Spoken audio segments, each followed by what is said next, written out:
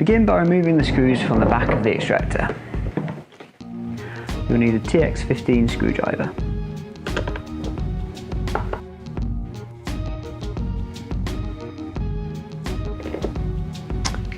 These two screws will then be replaced by the two larger screws included in the accessory kit.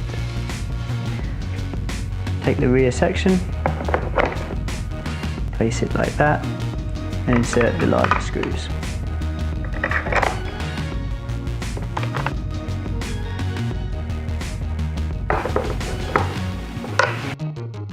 To attach the plastic guide, line it up on the left hand side and push until it clicks. We then remove the two screws from the front.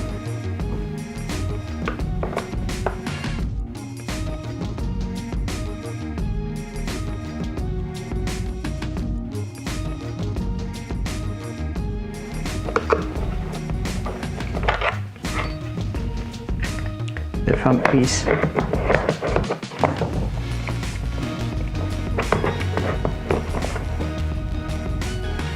sits there, and reattach the screws.